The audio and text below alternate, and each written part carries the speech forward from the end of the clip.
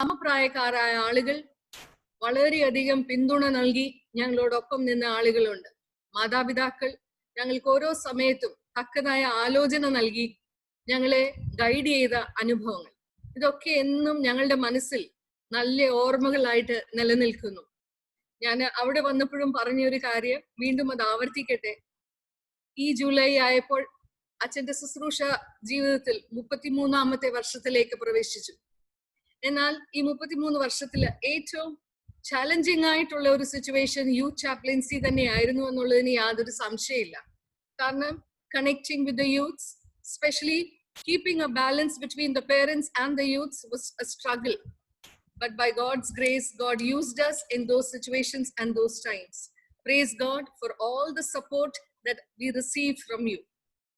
അതുകൊണ്ട് തന്നെ ഹ്യൂസ്റ്റൺ എന്ന് പറയുമ്പോഴത്തേക്ക് സ്വന്തം ആളുകളെ കുറിച്ച് സംസാരിക്കുന്ന പോലുള്ള ഒരു ഫീലിംഗ് ആണ്. തുടർന്നും നിങ്ങളെയൊക്കെ പ്രാർത്ഥനയിൽ ഓർക്കുന്നതായിരിക്കും. ഞങ്ങളുടെ ശുശ്രൂഷകളെയും പ്രാർത്ഥനയിൽ ഓർക്കണമേ എന്ന് ആമുഖമായിട്ട് തന്നെ അപേക്ഷിക്കുന്നു.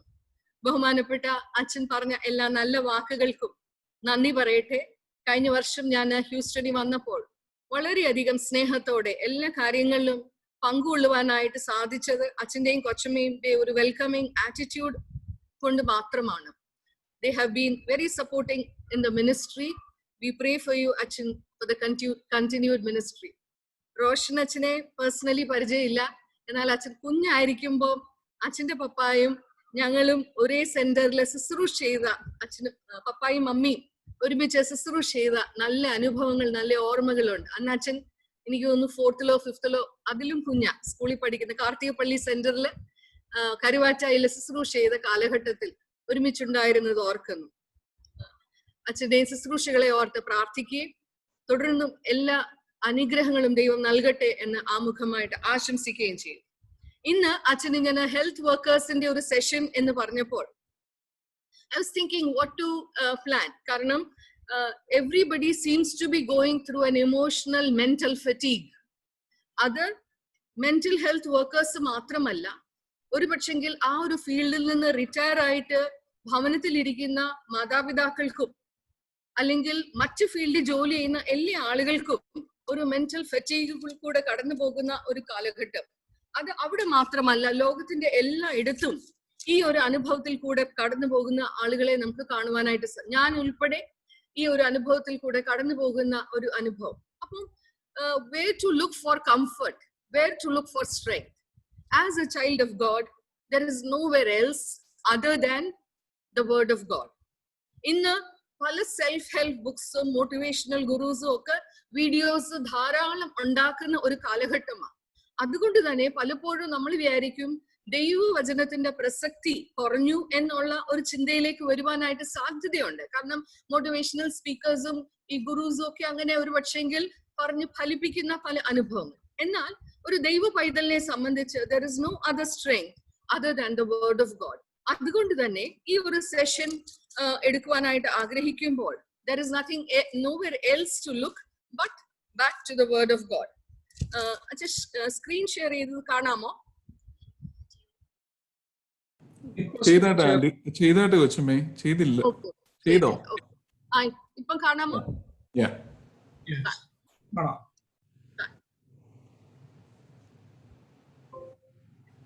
അപ്പോ അച്ഛൻ ആദ്യം ഓർമ്മിപ്പിച്ചതുപോലെ ഇന്നത്തെ theme jars of clay, jars of significance. മൺപാത്രം, മാനപാത്രം. ആ മലയാള ട്രാൻസ്ലേഷൻ എനിക്കറിയത്തില്ലായിരുന്നു, പക്ഷെ അച്ഛൻ gave a very good heading in Malayalam. So jars of clay, jars of significance എന്നുള്ള ഒരു തീം ആസ്പദമാക്കി ഒരുമിച്ച് ചിന്തിക്കുവാനായിട്ട് ആഗ്രഹിക്കുന്നു. അതിന് ആധാരമായിട്ട് ആദ്യം ആമുഖമായിട്ട് ഈ ഒരു വാക്യം വായിക്കുവാനായിട്ട് ആഗ്രഹിക്കുന്നു. 2 Corinthians chapter 4 verse 7. എങ്കിലും ഈ അത്യന്ത ശക്തി ഞങ്ങളുടെ സ്വന്തം എന്നല്ല, ദൈവത്തിന്റെ ദാനമത്രേ എന്ന് വരേണ്ടതിന് ഈ നിക്ഷേപം ഞങ്ങൾക്ക് മൺപാത്രങ്ങളിൽ ആകുന്നു ഉള്ളത്. കണ്ണുകളെ അടയ്ക്കാം, പ്രാർത്ഥിക്കാം. വാഗ്ദത്തങ്ങൾ വിശ്വസ്തനായ ഞങ്ങളുടെ നല്ല ദൈവമേ, സ്വർഗസ്ഥ പിതാവേ, ഈ ദിവസത്തിന്റെ സന്ധ്യസമയത്തിനായി ഞങ്ങൾ നിന്നെ സ്തുതിക്കുന്നു, സ്തോത്രം ചെയ്യുന്നു. ദൈവമായ കർത്താവേ, ഒരു ദിവസം കൂടെ നീ സൃഷ്ടിച്ച ലോകത്തിൽ ജീവിപ്പാൻ ആയുസ്സും ആരോഗ്യവും ബലവും കൃപയും തന്നതോർത്ത് സ്തോത്രം. ഓരോ ദിവസവും ഞങ്ങളുടെ ജീവിതത്തിൽ ദാനമായിട്ട് ലഭിക്കുമ്പോൾ ഞങ്ങളുടെ നിയോഗങ്ങൾ തിരിച്ചറിഞ്ഞ് ജീവിപ്പാൻ തക്കവണ്ണം ദൈവമായ കർത്താവെ നീ സഹായിക്കണമേ എന്ന് പ്രാർത്ഥിക്കുന്നു. ഞങ്ങൾക്ക് ഞങ്ങളാൽ തന്നെ കഴിവില്ല കർത്താവെ. ഞങ്ങളുടെ ജീവിതത്തിൽ കർത്താവെ പരിമിതികളുണ്ട്, കുറവുകളുണ്ട് എന്ന് ഞങ്ങൾ സമ്മതിക്കുന്നു. എന്നാൽ നിന്റെ സന്നിധിയിൽ ഭരമേൽപ്പിക്കുമ്പോൾ നീ ശക്തീകരിക്കുന്ന ദൈവമാകിയാൽ സ്തോത്രം. ഈ കാലഘട്ടത്തിന് ഒത്തവണ്ണം ഞങ്ങളുടെ നിയോഗങ്ങളെ തിരിച്ചറിഞ്ഞുകൊണ്ട്, ഞങ്ങളുടെ ഉത്തരവാദിത്തങ്ങളെ തിരിച്ചറിഞ്ഞുകൊണ്ട് ജീവിപ്പാൻ തക്കവണ്ണം ദൈവമായ കർത്താവെ സഹായിക്കണമേ എന്ന് പ്രാർത്ഥിക്കുന്നു. അല്പസമയം ഞങ്ങൾ ഒരുമിച്ച് ചിന്തിക്കുമ്പോൾ ഇന്നത്തേക്ക് കർത്താവെ ഞങ്ങളുടെ ജീവിതയാത്രയിൽ തുടർന്നും ആവശ്യമായിരിക്കുന്ന വചനം ഞങ്ങൾക്ക് നൽകി തരണമേ എന്ന് പ്രാർത്ഥിക്കുന്നു. മാനവും മഹത്വം അവിടുന്ന് തന്നെ എടുക്കണമെന്ന് യേശുവിൻ നാമത്തിൽ അപേക്ഷിക്കുന്നു. കൃപയോടെ കേൾക്കണമേ. Jars of clay, jars of significance എന്ന് ആ തീം കൊടുക്കുമ്പോൾ, first of all to help us realise how weak we are. നമുക്കറിയാം ജാർസ് ഓഫ് ക്ലേ അല്ലെങ്കിൽ മൺപാത്രം, അവിടെ ആ പടം കാണിച്ചേക്കുന്നത് തന്നെ നമുക്ക് ഇംപെർഫെക്ഷൻസ് ഉണ്ട്, പല പൊട്ടലുകളുണ്ട്, അല്ലെങ്കിൽ പല കർവ്സ് ഉണ്ട്. അതിന്റെ ഒക്കെ മധ്യത്തിലും God uses us as instruments of jars of significance.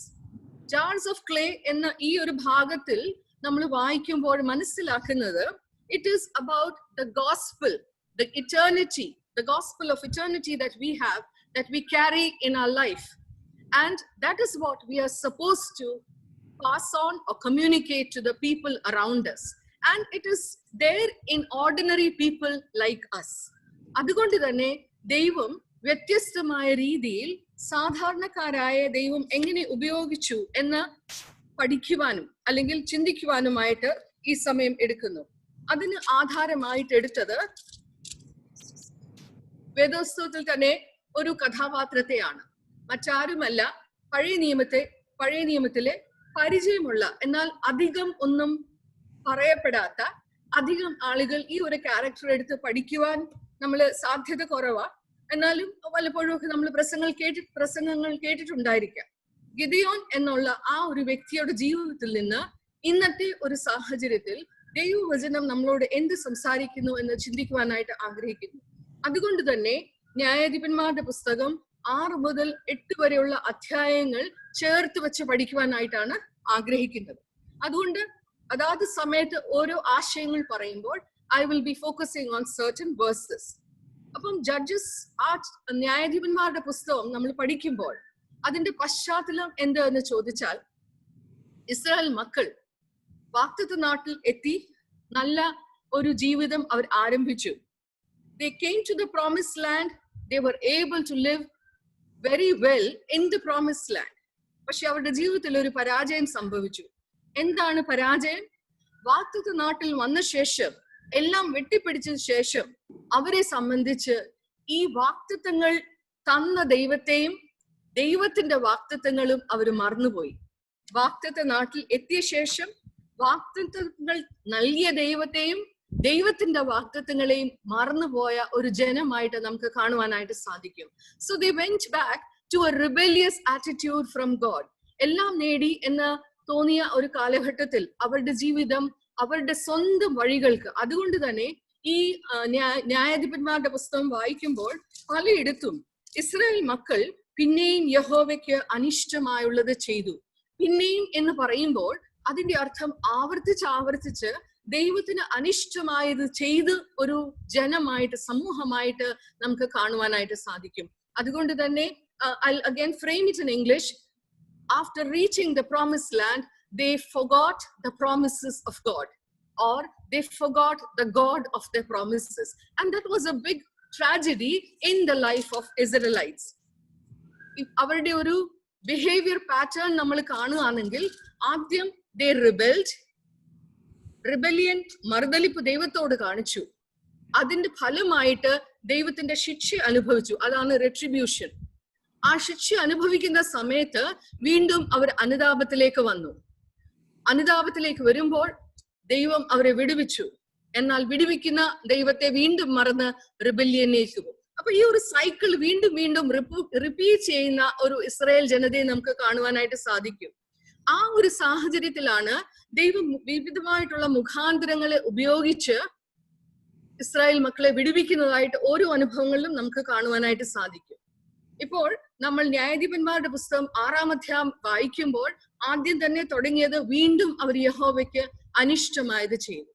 ഈ പ്രാവശ്യം അനിഷ്ടമായത് ചെയ്തപ്പോൾ അവർക്ക് ശിക്ഷ എന്തായിരുന്നെന്ന് ചോദിച്ചാൽ, അവർ വളരെ ഭംഗിയായിട്ട് ഫാമിംഗ് ചെയ്യും. വളരെ ഭംഗിയായിട്ട് they were able to do farming. But when their harvest was ripe to be harvested, അവരുടെ ഫലം പൊയ്യുന്ന സമയമാകുമ്പോഴത്തേക്ക് മിദ്യാന്യർ വന്ന് അത് നശിപ്പിച്ചു കളയും.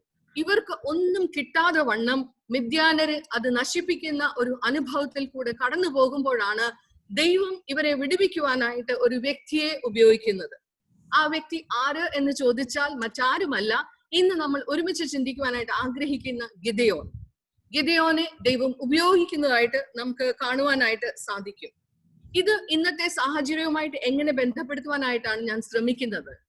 ഒരു പക്ഷെങ്കിൽ ഈ ഒരു കാലഘട്ടത്തിൽ എല്ലാ രീതിയിലും പ്രയാസങ്ങൾ അനുഭവിക്കുന്ന ഒരു കാലഘട്ടം നാം ചിന്തിക്കുമ്പോൾ നമ്മോട് തന്നെ ചോദിച്ചു പോകും, ദൈവത്തിന്റെ കോപമാണോ, ദൈവത്തിന്റെ ശിക്ഷയാണോ? അത് വ്യാഖ്യാനിക്കുവാനായിട്ടല്ല ഞാൻ ഈ ഒരു സമയം എടുക്കുവാനായിട്ട് ആഗ്രഹിക്കുന്നത്. But it is better to think, what do I need to change in my life so that I feel strengthened in this time of crisis? God, how am I responsible for adding to the crisis around me in the world? എന്നുള്ള ഒരു ചിന്ത നമ്മളെ തന്നെ ഒന്ന് reflect ചെയ്യുന്നത് നല്ലതായിരിക്കാം.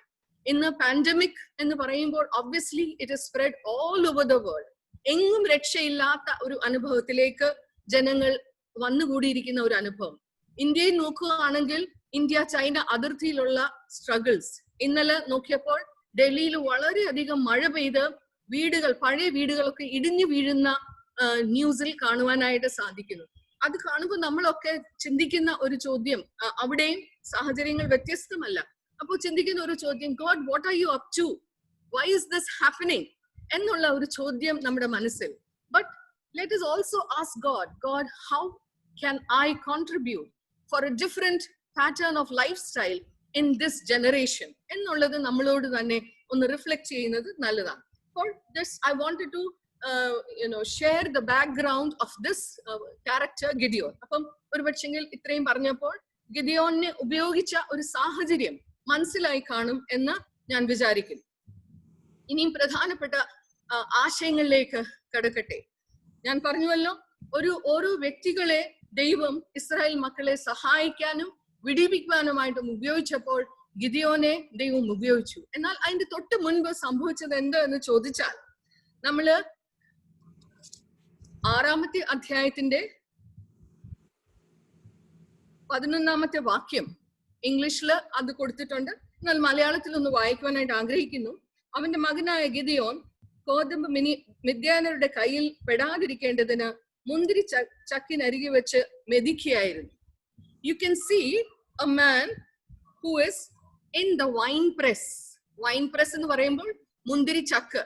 എന്തുകൊണ്ടാ മുന്തിരി ചക്കിന് അവിടെ ഇരുന്നത് എന്ന് ചോദിച്ചാൽ, തനിക്കുള്ള ഒരു ഫാമിംഗ് ഫ്രൂട്ട് അല്ലെങ്കിൽ തനിക്ക് ലഭിച്ച ആ ഒരു ഈൽഡ് മിദ്യാന്യർ നശിപ്പിച്ച് കളയാതിരിപ്പാൻ തക്കവണ്ണം ഒരു ചെറിയ ഷെയ്ഡ് ഉണ്ടാക്കി. Wine press is a small portion where one sits. ഒരിക്കലും ഈ ഗോതമ്പ് അതായത് വീറ്റ് സെപ്പറേറ്റ് ചെയ്യാൻ വേണ്ടി വൈൻ പ്രസ്സിൽ ആരും ഇരിക്കാറില്ല. It is done usually in the open field. But Gideon decided to be in the wine press quarantine. Karanam, what was the reason? He was afraid that the Midianites would destroy not only him but also his hard work. Tan advanichu undakiya ee farming product will be destroyed by the Midianites ennulla bhayam kondu thanne oru olivu kendrathil irikkunnadayittu namukku kaanuvanayittu sadhikkum. Ee dosangal pandemic times il valare adhigam ഉപയോഗപ്പെട്ട ചില വാക്കുകൾ എടുത്താണ് എന്റെ ഈ 4 ആശയങ്ങൾ പറയുവാനായിട്ട് ആഗ്രഹിക്കുന്നത്. So you see a person, a man of God, who is in a quarantine, where wine press quarantine. What was the reason? Because he was afraid that the Midianites would be destroying it. എന്നാൽ അവിടെ ഇരുന്ന് ഈ ഓരോ പ്രാവശ്യം നെല്ല് അല്ലെങ്കിൽ ഗോതമ്പിന്റെ ആ മണി അടിക്കുമ്പോഴാണല്ലോ അത് മണിയായിട്ട് മാറി വരുന്നത്. അടിച്ചുകൊണ്ടിരിക്കുമ്പം സന്തോഷത്തോടെ അല്ല എന്നുള്ളത് നമുക്കറിയാം. Every time there is a frustration, every time there is an anger, every time there is a fear. ഓരോ അടിയുടെ ഒരു പ്രവർത്തനത്തിൽ ഏർപ്പെടുമ്പോൾ ഗിദിയോനെ സംബന്ധിച്ച് ഇതെല്ലാം ഫ്രസ്ട്രേഷൻ, ആങ്കർ, ലോൺലിനെസ് ഇതെല്ലാം കൂടെ ചേർന്ന് വരുന്ന ഒരു ഫീലിംഗ് ആണ്. അതുകൊണ്ട് തന്നെയാണ് ഞാൻ ക്വാറന്റൈൻ എന്നുള്ള വാക്ക് അവിടെ കൊടുത്തത്. അങ്ങനെ ഒരു അനുഭവത്തിൽ കടന്നു പോകുമ്പോൾ he has created wine press as a safety. എന്നാൽ അവിടെയാണ് ഒരു ദൂതൻ വന്ന് ദൈവിക സാന്നിധ്യം അവൻ അനുഭവിക്കുന്നതും ദൈവം അവനോട് സംസാരിക്കുന്നതും. ദൈവം യഹോവയുടെ ദൂതൻ അവന് പ്രത്യക്ഷമായി, അല്ലയോ പരാക്രമശാലിയെ, യഹോവ നിന്നോട് കൂടെയുണ്ട് എന്ന് അവനോട് പറഞ്ഞു. അപ്പോൾ ഗിദിയോന്റെ ഒരു മറുപടി കാണണം. ഗിദിയോൻ അവനോട്, അയ്യോ യജമാനനെ, യഹോവ നമ്മോട് കൂടെ ഉണ്ടെങ്കിൽ നമുക്ക് ഇതൊക്കെ ഭവിക്കുന്നത് എന്ത്? ദൈവം നമ്മുടെ കൂടെ ഉണ്ടെങ്കിൽ ഇതൊക്കെ എന്തുകൊണ്ട് സംഭവിക്കുന്നു എന്ന് ഗിദിയോൻ മറിച്ചൊരു ചോദ്യം ചോദിക്കുക. So you see, the wine press quarantine becomes a place of WHINE, whining. ഇത് രണ്ടിന്റെയും വ്യത്യാസം നമുക്ക് മനസ്സിലാവുമല്ലോ. വൈനിങ് ഇസ് കംപ്ലൈനിങ്, ഒരു ഗ്രംബ്ലിംഗ്, ഒരു മർമറിംഗ്, ഒരു അനുഭവത്തിലേക്ക് മാറുന്ന ഒരു ഗിദിയോനെ നമുക്ക് കാണുവാനായിട്ട് സാധിക്കും. ശരിയാ, ഞാൻ എന്റെ പൂർവ്വ പിതാക്കന്മാരിൽ നിന്നൊക്കെ കേട്ടിട്ടുണ്ട് വിടുവിച്ച ദൈവം ഉണ്ട് എന്നുള്ളത്. എന്നാൽ ഈ ഒരു ദൈവം ഇങ്ങനെ ഉണ്ടെങ്കിൽ എന്തുകൊണ്ട് ഞങ്ങൾക്ക് ഈ ഒരു അവസ്ഥ എന്ന് ചോദിക്കുന്ന ഒരു ഗിദിയോനെ നമുക്ക് കാണുവാനായിട്ട് സാധിക്കും. പ്രിയമുള്ളവരെ, ഇതെന്തുകൊണ്ടാണ് ഈ ഒരു ഭാഗം ഇന്ന് ഞാൻ എടുത്തത്? We are all in our hideouts, maybe not physical hideouts but mental hideouts. കാരണം ഇന്ന് ഞാൻ ആ സ്ക്രീനിൽ ആദ്യം കുറെ പേരെ കണ്ടപ്പം എനിക്കറിയാം അങ്കിൾ ആന്റിമാരൊക്കെ റിട്ടയർഡ് ആയിട്ടുള്ള ആളുകളാണ്. അപ്പൊ നമ്മളൊക്കെ ഭവനത്തിൽ ഇരിക്കുന്ന, എന്നാൽ നമ്മുടെ മക്കളൊക്കെ ഇന്ന് മെഡിക്കൽ പ്രൊഫഷണലിലും അല്ലെങ്കിൽ മറ്റു ജോലിയിലൊക്കെ ആയിരിക്കുമ്പോൾ they have to go out into the world at their workplaces which is all filled and saturated with this pandemic. അവിടെയൊക്കെ ഒരു ഭയത്തിന്റെ അന്തരീക്ഷത്തിൽ കഴിയുമ്പോൾ ഫിസിക്കൽ ഹൈഡൌട്ടിൽ കഴിയുന്ന ചിലരുണ്ട്, മെന്റൽ ഹൈഡൌട്ടിൽ കഴിയുന്ന ചില ആളുകളുണ്ട്. They are so scared. Obviously there is a reason. അത് കാരണം ഉണ്ടായിട്ട് തന്നെ ഭയത്തിലും ഭീതിയിലും വീട്ടിലിരിക്കുന്ന ആളുകൾ ഏകാന്തതയിലും. മുമ്പ് ഞാനും കൊച്ചമ്മയും സംസാരിക്കുകയായിരുന്നു, ഞങ്ങളുടെയൊക്കെ ശുശ്രൂഷയിലെ ബലം എന്ന് പറയുന്ന ആളുകളെ ഒക്കെ കാണുന്ന. ഇപ്പം ആരെയും കാണാതെ സൂമിലുള്ള ഒരു മീറ്റിംഗിൽ കൂടെ കടന്നു പോകുമ്പോൾ ഞങ്ങൾക്ക് തന്നെ ഒരു ഇമോഷണൽ ഫെറ്റീഗ് ഉണ്ടാകുന്ന ഒരു സാഹചര്യത്തിൽ ഞാൻ ഉൾപ്പെടെയുള്ള ആളുകളെ കുറിച്ച് ഇത് പറയുന്നത്. We are all in our wine press hideouts and sometimes we whine about it, but expect God to meet you at those wine press hideouts. ദൈവം ആ ഹൈഡൌട്ട്സിൽ നമ്മളെ സന്ദർശിക്കുന്നു എന്നുള്ളതാണ് ഈ ജീവിത യാത്രയിലെ ഉറപ്പ്. Expect God not to leave you alone, but he is there to meet you in your mental hideout, physical hideout. What is my wine press that I have created? ഞാൻ എനിക്ക് വേണ്ടി സൃഷ്ടിച്ചെടുത്ത മുന്തിരിച്ചക്ക് എന്ത്? മുന്തിരിച്ചക്ക് എന്ന് പറയുമ്പോൾ ലിറ്ററലി ആ ഒരു മീനിങ് അല്ല. എന്നാൽ മുന്തിരിച്ചക്ക് എന്ന് പറയുമ്പോൾ മാനസികമായിട്ടുള്ള ഒരു മുന്തിരിച്ചക്ക്, എനിക്ക് സേഫ്റ്റി നൽകുന്ന ഒരു മുന്തിരിച്ചക്ക്, ശാരീരികമായിട്ടുള്ള ഒരു മുന്തിരിച്ചക്ക്, ഒരു പക്ഷെങ്കിൽ നമ്മൾ സൃഷ്ടിച്ചെടുത്തേക്കുന്ന കംഫർട്ട് സോൺസ് തീർച്ചയായിട്ടും നമ്മുടെ മുന്തിരി ചക്കുകളായിട്ട് മാറും. എന്നാൽ അവിടെയൊക്കെ ഏകാന്തത അനുഭവിക്കുമ്പോൾ തീർച്ചയായിട്ടും ദൈവം എന്നോട് കൂടെ. പല വേദോത്സവത്തിൽ തന്നെ നമുക്ക് കാണുവാനായിട്ട് സാധിക്കും, സഖായിയുടെ മുന്തിരിച്ചക്ക് എന്തായിരുന്നു? അത്തിവൃക്ഷത്തിന്റെ മുകളിൽ. വീണ്ടും ഭൂതഗ്രസ്തനായ മനുഷ്യന്റെ ചക്ക് എന്തായിരുന്നു? താൻ ജീവിച്ച കല്ലറകൾ അല്ലെങ്കിൽ അതിന്റെ മധ്യത്തിൽ. വീണ്ടും ശമരിയക്കാരത്തി സ്ത്രീയുടെ മുന്തിരിച്ചക്ക് എന്തായിരുന്നു? അവൾ ആരുമില്ലാത്ത സമയം നോക്കി കിണറിന്റെ അരികെ വെള്ളം കോരുവാനായിട്ട് വരും. ഇതൊക്കെ ഓരോ വ്യക്തികൾ സൃഷ്ടിച്ചെടുത്ത അവരുടേതായിട്ടുള്ള മുന്തിരിച്ചക്കുകൾ. Let us look at ourselves. What is the wine press that I have created for myself? Let it not be so strong that God cannot enter. Expect an encounter with God in the wine press so that we are able to strengthen to handle the challenges. Whatever the challenges could be. ഒരു പക്ഷെങ്കിൽ ഹോസ്പിറ്റലിൽ ജോലി ആയിരിക്കാം, അവിടെ ഒക്കെയും ഈ ദൈവിക സാന്നിധ്യം തിരിച്ചറിയുവാനായിട്ട് സാധ്യമാകണം. പല അവിടെ ഒക്കെയുള്ള പല ആന്റിമാരും വെല്ലൂരിലൊക്കെ പഠിച്ച അന്ന് ആ കാലത്ത്, അതായത് 60s 70s വെല്ലൂരിൽ പഠിച്ച ആന്റിമാർ അവരുടെ നഴ്സിംഗ് പ്രൊഫഷനും അല്ലെങ്കിൽ ആ ഒരു കാലഘട്ടത്തിലെ പഠനത്തെ കുറിച്ചൊക്കെ പങ്കുവെച്ചത് ഞാൻ ഇന്ന് സ്നേഹത്തോടെ ഓർക്കുന്നു. ഞങ്ങളുടെ ഇടവകയിലും ഒരു ആന്റി ഉണ്ട്. She is 85 years old today. അപ്പോൾ നമുക്ക് ഒരു may be she completed Har graduation from early 50s ഒക്കെ കംപ്ലീറ്റ് ചെയ്ത ഒരു ആന്റിയാണ്. ആന്റിയെ സംബന്ധിച്ച് അവിടുന്ന് നഴ്സിംഗ് പഠിച്ച് നോർത്ത് ഇന്ത്യയിൽ ഒറീസ പ്രദേശത്ത് നഴ്സായിട്ട് കുറെ വർഷം ജോലി ചെയ്തു. പക്ഷെ ആന്റി അങ്കിളുടെ ജോലി പ്രമാണിച്ച് അവർ ജോലി ചെയ്ത സ്ഥലങ്ങളൊക്കെയും വളരെയധികം സെൻസിറ്റീവ് ആയിട്ടുള്ള area. Uncle was also in a government job, in a job where it was always risky ലൈഫിലുള്ള ഒരു ജീവിതമായിരുന്നു. ഹോസ്പിറ്റലൊക്കെ ജോലി ചെയ്യുമ്പോഴും ആ ഒരു റിസ്ക് ഇൻവോൾവ് ആയിരുന്നു. എന്നാൽ കുറെ വർഷങ്ങൾക്ക് ശേഷം അങ്കിള് മരിച്ചു. ആന്റി മക്കളെയും കൊണ്ട് ഈ ചെന്നൈയുടെ പ്രദേശത്ത് വന്ന് സെറ്റിലായി. കുറെ വർഷങ്ങൾ കഴിഞ്ഞപ്പോൾ ആന്റിയുടെ ഒരു മകളും കിഡ്നിയുടെ ഒരു പ്രയാസത്താൽ ഷീ ഓൾസോ പാസ്ഡ് അവേ. മറ്റ് 2 മക്കൾ വിദേശ രാജ്യങ്ങളിൽ ജോലി ചെയ്യുന്നു. ഇന്ന് ആന്റിക്ക് 85 years ഉണ്ട്. തനിയെ ഫ്ലാറ്റിൽ താമസിക്കും. ആഴ്ചയിൽ ഒരിക്കൽ ഞാൻ ആന്റിയെ വിളിച്ച് ആന്റിയുടെ ക്ഷേമം അന്വേഷിക്കുമ്പോൾ ആന്റി ഒറ്റ വാക്കേ ഉള്ളൂ പറയാൻ, കൊച്ചുമേ ദൈവം നടത്തുന്നു.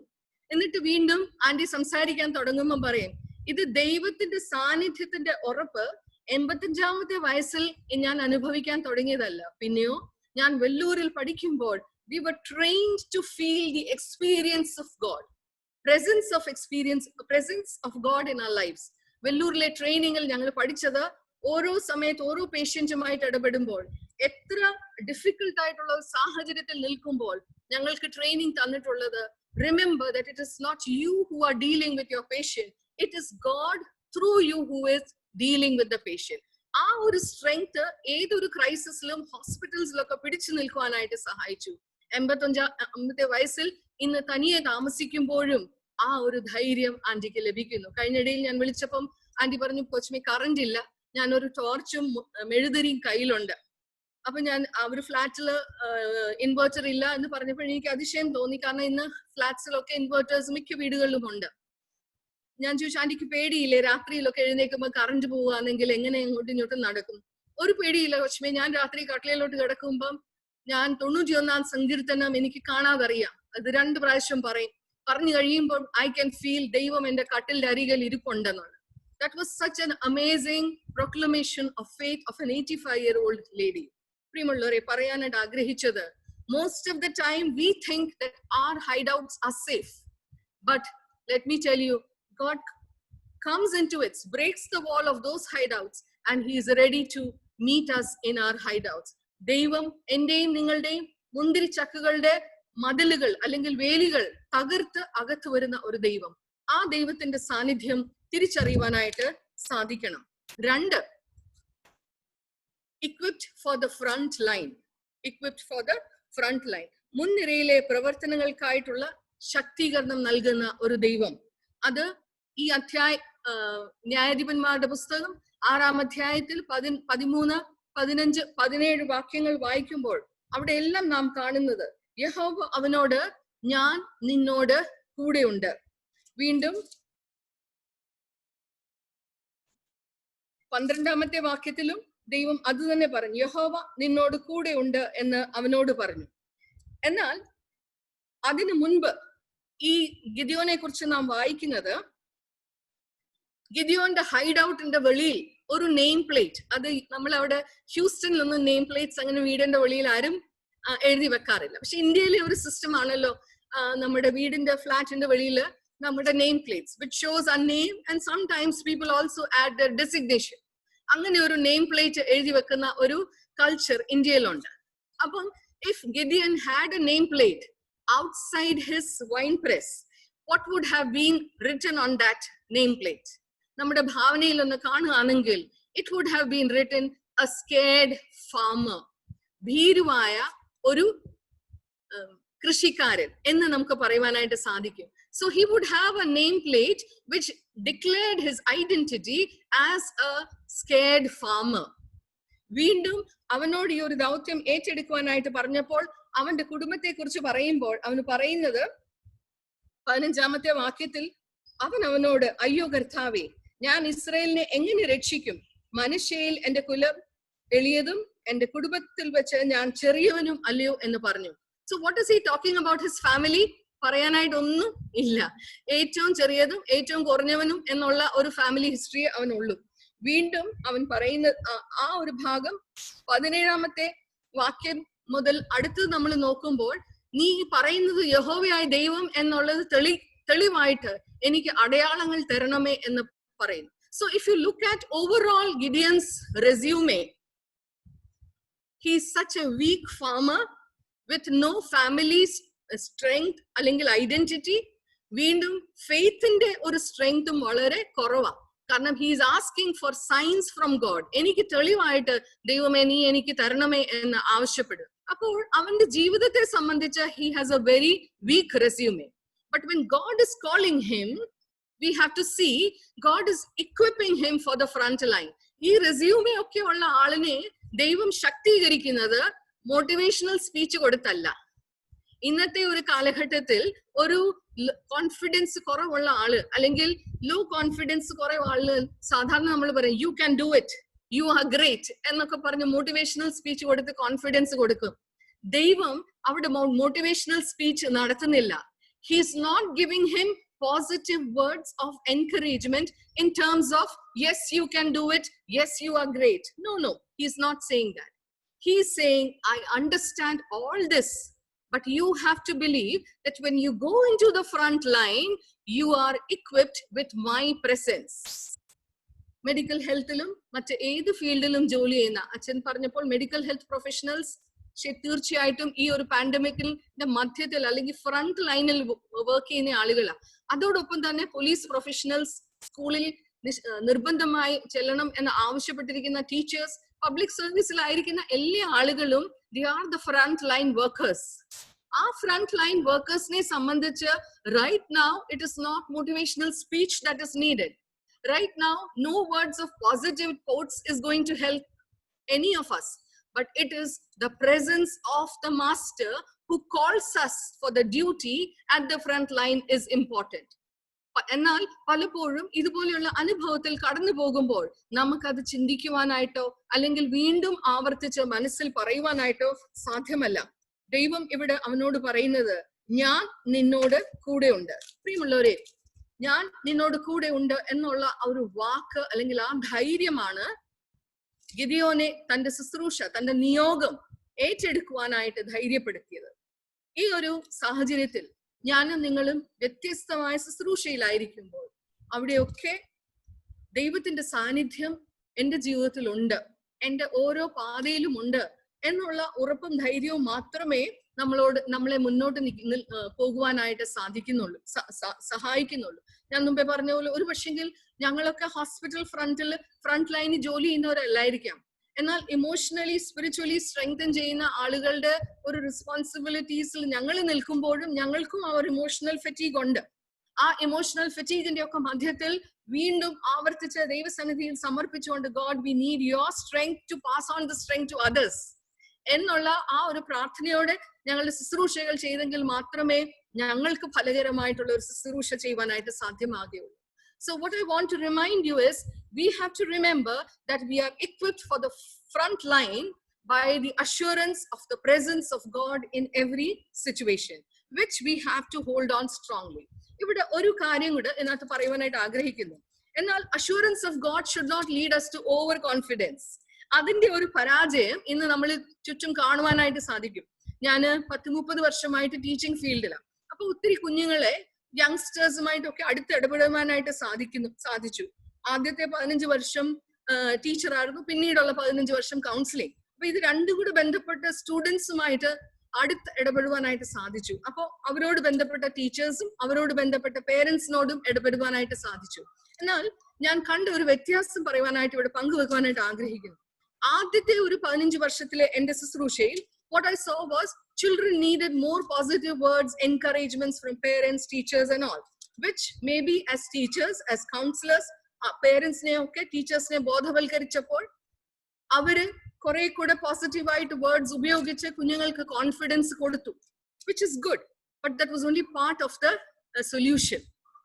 ഈ കോൺഫിഡൻസ് കൊടുത്തപ്പോൾ സംഭവിച്ചത് എന്നാണെന്നറിയാം, അടുത്ത 15 years, അതായത് ഞാൻ ഈ കഴിഞ്ഞ 15 yearsൽ കാണുന്ന ഓവർ കോൺഫിഡൻറ്റ് ആയി പോയ ഒരു തലമുറ. ഓവർ കോൺഫിഡൻറ്റ് എന്ന് പറയുമ്പോൾ നമ്മുടെ confidence, where does our strength come from? You are great, you are good എന്നൊക്കെ നമ്മൾ പറയുമ്പോൾ you are great and good with God when you walk with God.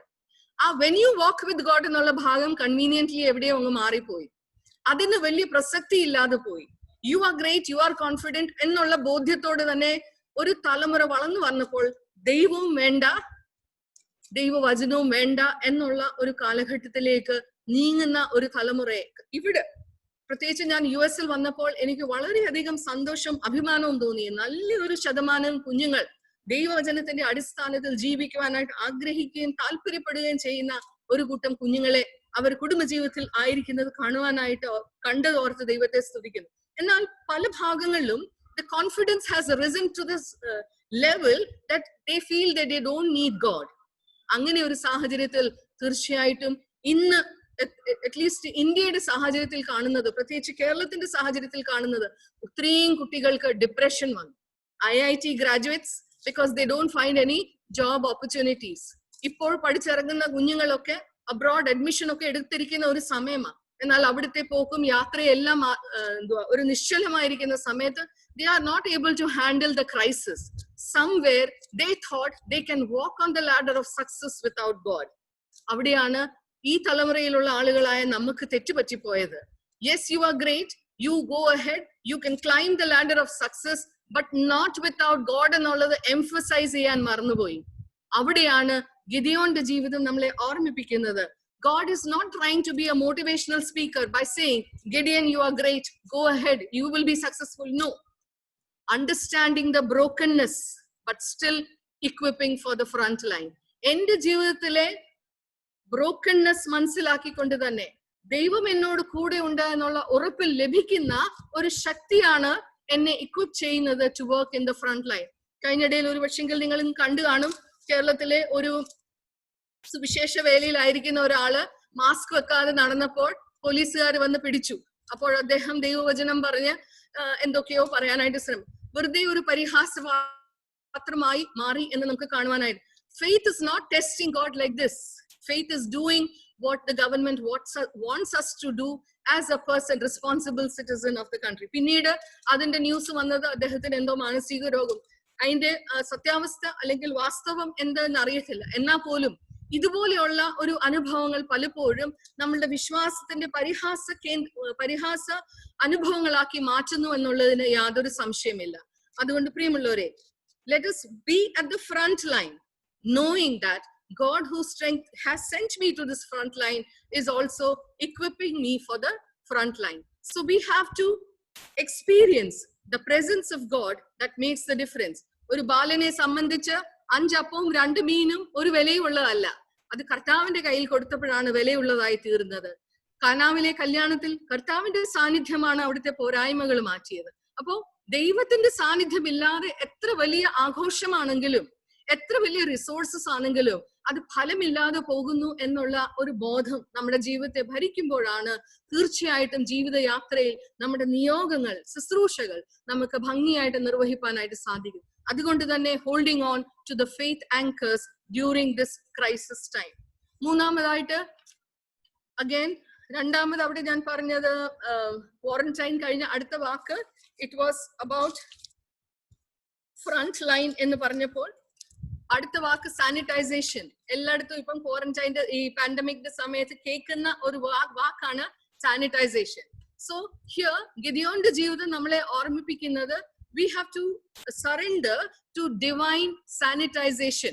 Sanitization എന്ന് പറയുമ്പോൾ ന്യായാധിപന്മാരുടെ പുസ്തകം 6-ാം അധ്യായം അവിടെ 24-ാമത്തെ വാക്യം, ഗിദെയോൻ അവിടെ യഹോവയ്ക്ക് ഒരു യാഗപീഠം പണിതു, അതിന് യഹോവ ശാലോം എന്ന് പേരിട്ടു. അത് ഇന്നുവരെയും അബിയേസ്രേക്കുള്ള ഓഫ്രയിൽ ഉണ്ട്. അപ്പം what we see is after God appoints him for this divine responsibility, ഗിദെയോന് മനസ്സിലായി ജീവനുള്ള ദൈവം തന്നെയാണ് തന്നോട് സംസാരിച്ചത്. ആ സമയത്ത് അവൻ അവിടെ ഒരു അൾത്താര പണിയുന്നതായിട്ട് നമുക്ക് കാണുവാനായിട്ട് സാധിക്കുന്നു. ആ അൾത്താര പണിഞ്ഞപ്പോൾ അതിന് യഹോവ ശാലോം അല്ലെങ്കിൽ പീസ് എന്നുള്ള വാക്ക്. അപ്പൊ ഇവിടെ നമ്മൾ കാണേണ്ടത്, ഇവിടെ ഇസ്രായേൽക്കാർക്ക് ഒരു വിജയം നേടിയിട്ടില്ല. They are still in the midst of crisis.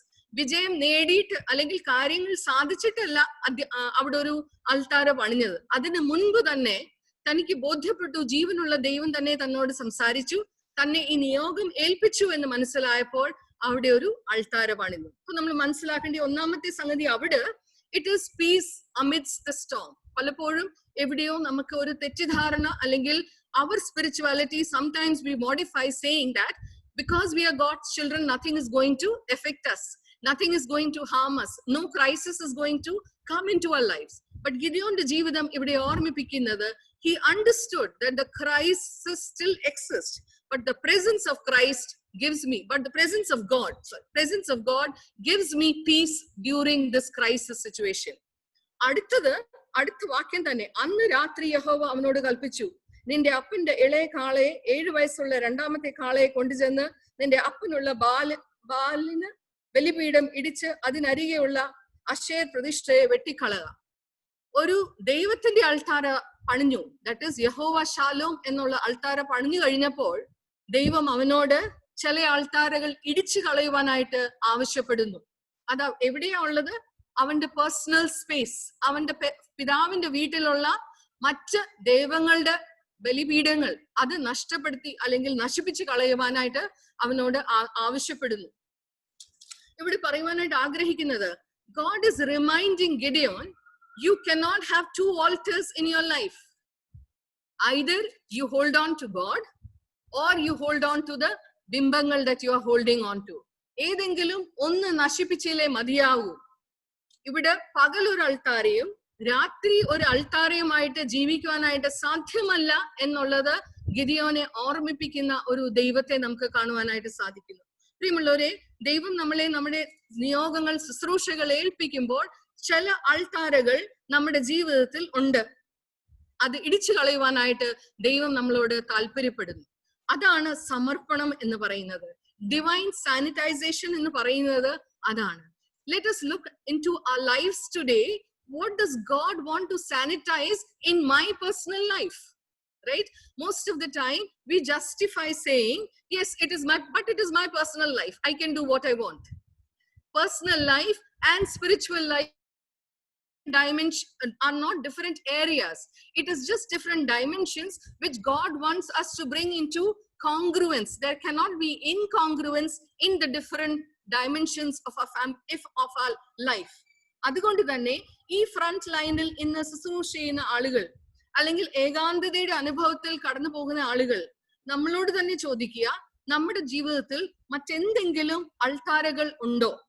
അൾത്താര എന്ന് പറയുമ്പോൾ ഒരു പക്ഷെങ്കിൽ നമ്മൾ വിചാരിക്കും ബിംബം അല്ലെ, വേദപുസ്തകത്തിലൊക്കെ വായിച്ച അല്ലെങ്കിൽ നമ്മൾ ഇവിടെ അമ്പലങ്ങളിലൊക്കെ കണ്ട ബിംബം അത് മാത്രമല്ല. Anything that gains more importance in our life than God is an idol.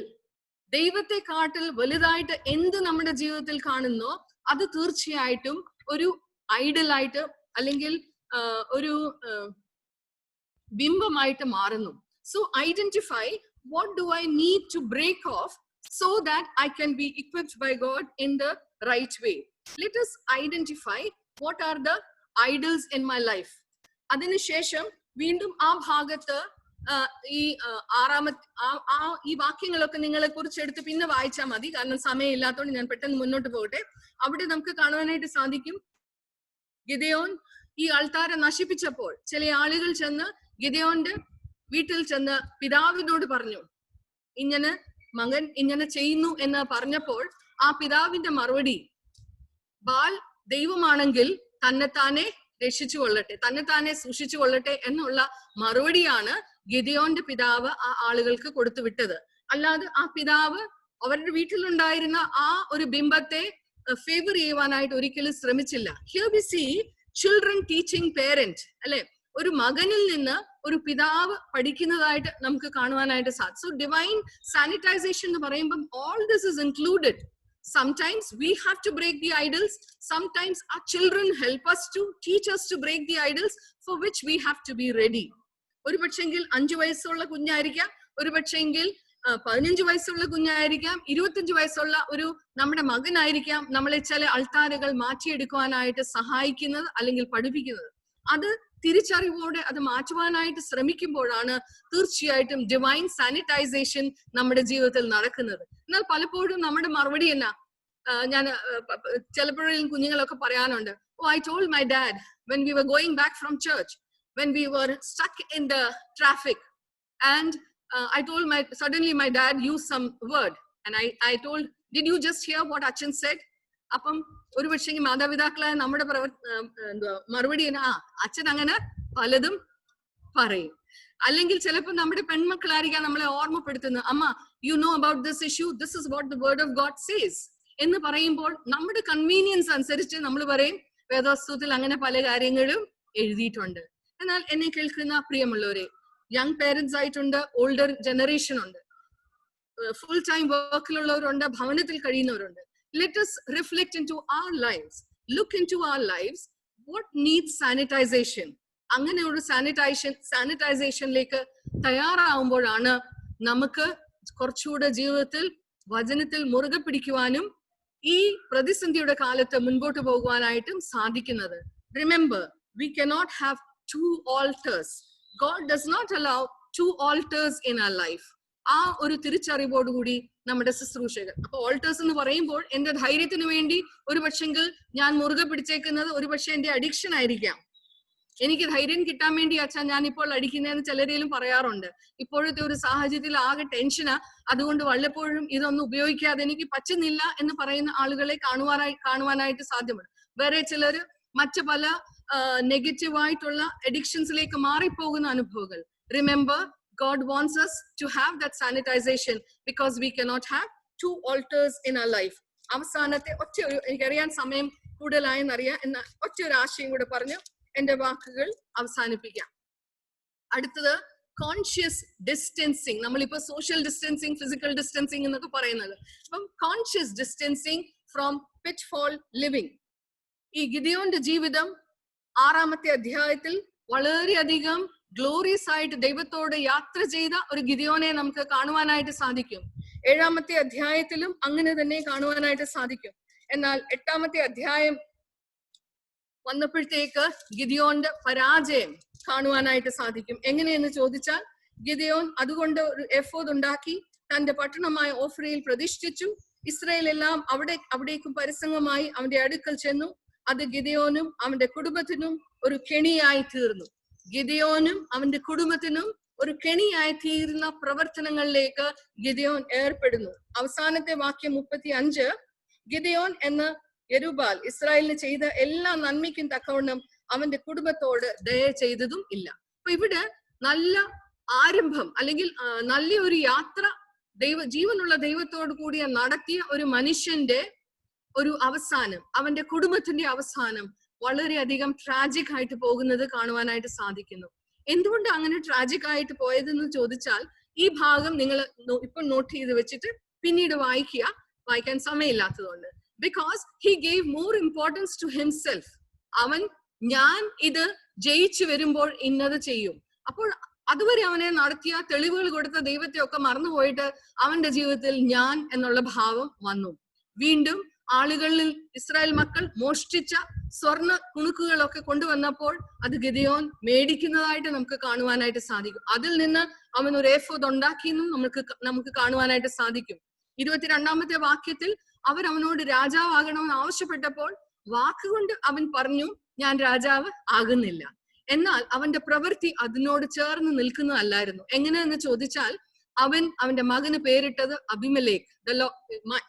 My father is king എന്ന അർത്ഥമുള്ള വാക്കാണ് അവന്റെ മകന് പേരിട്ടത്. പിന്നീട് പല സ്ത്രീകളെ ഭാര്യമാരാക്കി അവൻ വെച്ചു. അത് അന്നത്തെ രാജാക്കന്മാരുടെ ഒരു പതിവായിരുന്നു. അതുകൊണ്ട് തന്നെ ഇതെല്ലാ പ്രവൃത്തികളും അവന്റെ ജീവിതത്തിൽ ഒരു കെണിയായി മാറി എന്ന്. ഒരു വിശ്വാസ യാത്രയിൽ എത്ര പെട്ടെന്ന് ഒരു മനുഷ്യൻ തകർന്നു പോയത്. ആ ഒരു കെണി അവന് മാത്രമല്ല അവന്റെ കുടുംബത്തിനും അത് കെണിയായി മാറി എന്ന് നമുക്ക് കാണാം. ഇത് എന്തുകൊണ്ടാണ് ഇവിടെ ഞാൻ ഇപ്പോൾ പറഞ്ഞത്? ഗിദെയോന്റെ ജീവിതത്തെ പോലെയുള്ള ഒരു പക്ഷെങ്കിൽ മോശമായ പ്രവർത്തനങ്ങളിലേക്ക് ഞാനും നിങ്ങളും ഏർപ്പെടുന്നില്ലായിരിക്കാം. എന്നാൽ ഈ ഒരു സമയത്ത് ഓർക്കേണ്ടത്, ഒരു കാലഘട്ടം വരെ ഞാനും നിങ്ങളും കുഞ്ഞുങ്ങളെ എല്ലാ ഞായറാഴ്ചയും പള്ളി കൊണ്ടുപോയിട്ടുള്ള ആളുകളാ. ഇപ്പോൾ 5 മാസമായിട്ട് ദേവാലയങ്ങൾ പൂട്ടിയിട്ടേക്കുന്നത് കൊണ്ട് ദേവാലയത്തിൽ പോയി ആരാധന ചെയ്യുവാനായിട്ട് സാധ്യമല്ല. അപ്പൊ അവർ പലരും നമ്മളോട് ചോദിക്കുമ്പോൾ, we also have become cynical with life experiences. What are we communicating to our children? Is it positivity of faith or ഇതിലൊന്നും വലിയ കാര്യമില്ല എന്നുള്ളതാണോ കമ്മ്യൂണിറ്റിക്ക്? This is a temporary modification that had to be brought in our life. നമ്മുടെ ജീവിതത്തിൽ വന്ന ഒരു ഇപ്പോഴത്തെ സാഹചര്യത്തിലുള്ള ഒരു ക്രമീകരണം മാത്രമേ ഉള്ളൂ. പല പ്രായമുള്ളവർ ചിലരോടെങ്കിലും സംസാരിക്കുമ്പോൾ സങ്കടം തോന്നും. കാരണം ഇപ്പോൾ സോഷ്യൽ മീഡിയയിലൊക്കെ ഇഷ്ടം പോലെ വാട്സാപ്പ് വഴിയും അല്ലാതെയൊക്കെ ഒത്തിരി ലിറ്ററേച്ചർ വരുന്ന ഒരു കാലഘട്ടം. അപ്പൊ പല സിനിക്കലിന് ഞാൻ എടുത്തു തന്നെ പറയട്ടെ, ആളുകള് ഇതുപോലുള്ള നെഗറ്റീവ് മെസ്സേജസ് കൺവേ ചെയ്യുന്നു. എവിടെ പോയി നിങ്ങളുടെ ദേവാലയങ്ങൾ, എവിടെ പോയി നിങ്ങളുടെ അച്ഛന്മാർ, എവിടെ പോയി നിങ്ങളുടെ തിരുമേനിമാർ എന്നുള്ള വളരെ നെഗറ്റീവ്, ഇതൊന്നും ഇല്ലാതെ നമുക്ക് ജീവിക്കാമല്ലോ എന്നുള്ള ചോദ്യങ്ങൾ ഇന്നത്തെ തലമുറ ചോദിക്കുമ്പോൾ, ഒരു തലമുറയിൽ ഈ ദൈവത്തെ മുറുകെ പിടിച്ച് ജീവിച്ച ആളുകൾ ഇന്ന് ഭവനത്തിൽ ഇരുന്നിരുന്ന്, ഞാൻ ആദ്യമേ പറഞ്ഞ ഒരു വാക്കുണ്ട്, ഇമോഷണൽ ഫെറ്റീഗ്, അത് കാരണം സിനിക്കലായി മാറി. they also have started talking negative.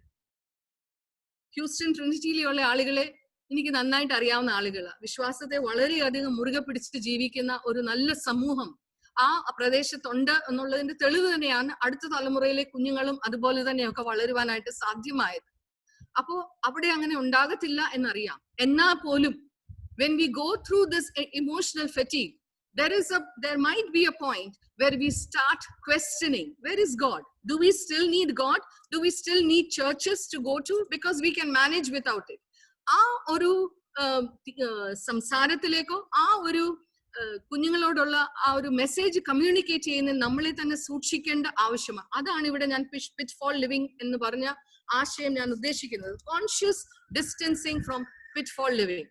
ഞാൻ അവിടെ ആയിരിക്കുമ്പോൾ പല ആന്റിമാര് അവർ പറഞ്ഞിട്ടുണ്ട്, അവർ വന്ന കാലഘട്ടം 70s വന്ന ആന്റിമാരൊക്കെ പറയുമ്പം പറയും, ഞങ്ങൾ അന്നൊക്കെ വന്നപ്പോ ഞങ്ങൾക്ക് ഇവിടെ ഒരു ഫാമിലി ഇല്ലായിരുന്നു, റിലേറ്റീവ്സ് ഇല്ലായിരുന്നു, കയ്യിൽ $5 ഒരു വേദപുസ്തകം.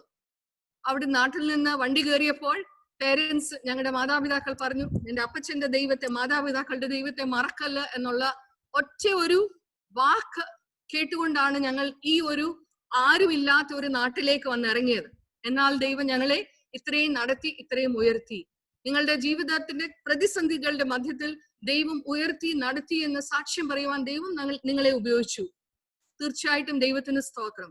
എന്നാൽ ഇപ്പോഴത്തെ തലമുറയുടെ ഒരു ക്രൈസിസ് എന്താണെന്ന് അറിയാമോ? ഇല്ലായ്മയല്ല, എല്ലാം ഉണ്ട്, പക്ഷെ അത് ഉപയോഗിക്കാൻ പറ്റാത്തതിന്റെ ഒരു ലിമിറ്റേഷൻ. മനസ്സിലായോ? നമ്മുടെ കാലത്ത്, മാതാപിതാക്കളുടെ കാലത്ത് റിസോഴ്സസ് ഇല്ല എന്നുള്ള ക്രൈസിസ് ആയിരുന്നെങ്കിൽ ഇന്ന് നമ്മുടെ വളർന്നു വരുന്ന തലമുറയുടെ ക്രൈസിസ് റിസോഴ്സസ് ഉണ്ട്, but they are not able to use the resources because of the restrictions around. That is also a big frustration and that is also a big crisis. എത്രയോ കുഞ്ഞുങ്ങൾക്ക് ഈ വർഷം ഗ്രാജുവേഷൻ കിട്ടിയില്ല, എത്രയോ കുഞ്ഞുങ്ങൾക്ക് പ്രോം നൈറ്റ്സ് ക്യാൻസൽ ആയി പോയി, എത്രയോ കുഞ്ഞുങ്ങൾക്ക് ഈ വർഷത്തെ വെക്കേഷൻ പ്ലാൻ ചെയ്തതൊന്നും നടന്നില്ല. അപ്പൊ നമ്മൾ വിചാരിക്കും അതൊക്കെ വലിയ വിഷയമാണ്, പക്ഷെ അവരെ സംബന്ധിച്ച് അത് വലിയ വിഷയം തന്നെയാണ്. It is reason for frustration, it is a reason for disappointment. അപ്പൊ ആ ഒരു അനുഭവത്തിൽ കൂടെ കടന്നു പോകുന്ന കുഞ്ഞുങ്ങൾ അവർ സിനിക്കൽ ആവുമ്പോൾ let us not add to the cynicism of the kids. മനസ്സിലായോ? നമ്മുടെ ഫ്രസ്ട്രേഷനും നമ്മുടെ negativity should not be added. That is why it is important conscious distancing from pitfall. Let not our faith journey become negative at this stage because we need to choose God's grace. ഇത് ഇവിടെ കാണിച്ചേക്കുന്നത് ഒന്ന് പീലാത്തോസ്, മറ്റേത് യൂദ. They were so close to God's grace, but they ended up in tragic path. നമ്മുടെ ഒരു തലമുറയ്ക്ക് ഈ ഒരു പാൻഡമിക് കഴിഞ്ഞു പോകും, പക്ഷെങ്കിൽ വിശ്വാസയാത്രയിൽ തളർന്നു വീഴാതിരിക്കാൻ ഈ ഒരു കാലഘട്ടം നമ്മുടെ പെരുമാറ്റങ്ങൾ, ഒരു പക്ഷെങ്കിൽ ജോലിയിൽ പോകുന്ന പ്രൊഫഷണൽസ് അവർ ഈ പകൽ മുഴുവത്തെ സ്ട്രെസ് കഴിഞ്ഞ് ഭവനത്തിലോട്ട് വരുമ്പോൾ it could be their anger, their frustration, their anxiety, their stress, which is very high, comes on to the close people in the family, and it could be children. അങ്ങനെ വരുമ്പോഴത്തേക്ക് തീർച്ചയായിട്ടും വീണ്ടും we are adding to the negativity in the home atmosphere. അവിടെയാണ് ഒരു conscious choice of not allowing it to happen in my family. ആ ഒരു തീരുമാനത്തോടെ ജീവിപ്പാനായിട്ട് സാധിക്കണം. 4 കാര്യങ്ങളാണ് ഞാൻ പറഞ്ഞത്. ഒന്നാമതായിട്ട് പറഞ്ഞത് expecting encounter at the wine press quarantine. രണ്ടാമത് equipped for the front line.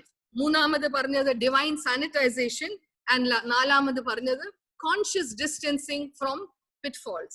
ഇത് വീട്ടിലിരിക്കുന്നവർക്കും ചെയ്യാവുന്നതാണ്, ജോലിക്ക് ഫുൾ ടൈം പോകുന്നവർക്കും ചെയ്യാവുന്ന അല്ലെങ്കിൽ ഓർമ്മയിൽ ഇരിക്കേണ്ട ചില കാര്യങ്ങളാണ് എന്നിവിടെ ഓർമ്മിപ്പിക്കട്ടെ.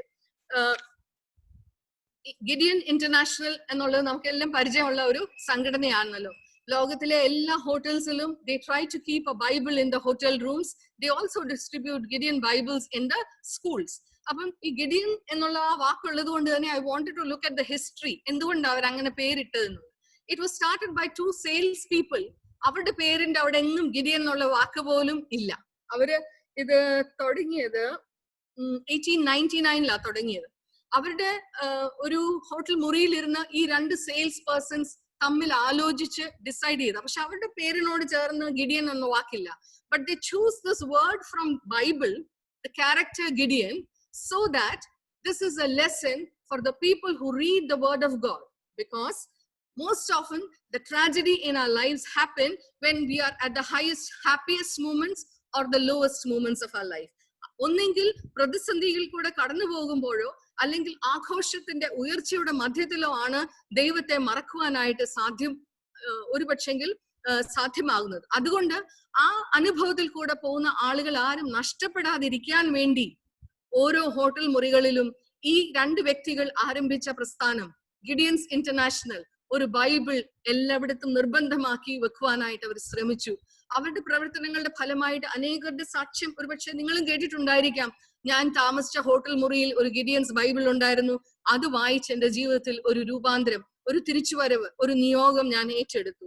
പ്രിയമുള്ളവരെ, ഗിഡിയോന്റെ ജീവിതം നമ്മളെ ഓർമ്മിപ്പിക്കുന്നത്, in whatever situation we are, God has given us a calling in the jars of clay, and he uses us to be significant so that we can be a blessing to others. Recently ഒരു ഡോക്ടറിന്റെ അനുഭവം കൂടെ പറഞ്ഞ് ഞാൻ എന്റെ വാക്കുകളെ അവസാനിപ്പിക്കാം. കേരളത്തിലെ ഒരു ഡോക്ടറിന്റെ അനുഭവം കഴിഞ്ഞിടയിലൊക്കെ മലയാള മനോരമയിലും ന്യൂസിലും ഒക്കെ വന്ന് നിങ്ങൾ കണ്ടു കാണും. ഡോക്ടർ അനിത ഒരു ക്ലിനിക്കൽ സൈക്കോളജിസ്റ്റ് ആയിട്ട് വർക്ക് ചെയ്യുന്ന, എറണാകുളത്ത് വർക്ക് ചെയ്യുന്ന ഒരു ഡോക്ടറാണ്. ആ ഡോക്ടർ വേറൊരു രോഗി, അതായത് ഹസ്ബൻഡും വൈഫ് 2 പേരും നോർത്ത് ഇന്ത്യയിൽ ജോലി ചെയ്തത്, അവർ കോവിഡ് പോസിറ്റീവായി ടെസ്റ്റ് ചെയ്തപ്പെട്ടപ്പോൾ ഈ 3 മാസമുള്ള കുഞ്ഞിനെ നോക്കുവാനായിട്ട് ആരുമില്ലാഞ്ഞപ്പോൾ ഈ ഡോക്ടർ ആ കുഞ്ഞിനെ 3 മാസം ഏറ്റെടുത്ത് അതിനെ പരിചരിക്കുവാനായിട്ട് ആ ഒരു ഉത്തരവാദിത്വം എടുത്തു. തന്റെ വീട്ടിൽ ഭർത്താവുണ്ട്, കുഞ്ഞുങ്ങളുണ്ട്. അവരോടുള്ള അനുവാദം ചോദിച്ചിട്ട് ഈ കുഞ്ഞിനെ 1 മാസം വളരെ ഭംഗിയായിട്ട് ആ ഡോക്ടർ ആ ശുശ്രൂഷ ചെയ്തു. അതിനുശേഷം ഈ 2 മാതാപിതാക്കളും സുഖം പ്രാപിച്ചു വന്നപ്പോൾ തിരിച്ചവരെ ഏൽപ്പിക്കുന്ന ഒരു സീനും ഒരു ന്യൂസും ഒരുപക്ഷെ നിങ്ങളും കണ്ടു കാണും. These are simple people, ordinary people like you and me, but they are working in the front line to do their bits to help the people around going through this pandemic. എന്നെ ദൈവമേ എങ്ങനെ ഉപയോഗപ്പെടുത്തുവാനായിട്ട് സാധിക്കും? ഭവനത്തിലിരിക്കുന്ന എനിക്ക് എങ്ങനെ പ്രയോജനമുള്ളവരായി തീരുവാനായിട്ട് സാധിക്കും?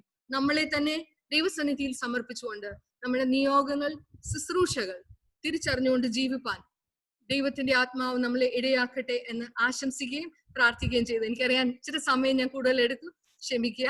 But അത്രയും പറഞ്ഞില്ല എങ്കിൽ കംപ്ലീറ്റ് ആകത്തില്ലായിരുന്നു. അതുകൊണ്ട് എനിവേ, താങ്ക് യു അച്ഛൻ for giving me this opportunity. ആർക്കെങ്കിലും നിങ്ങൾ ചോദ്യത്തിനുള്ള സമയം ഉണ്ടെങ്കിൽ they can use this time as well.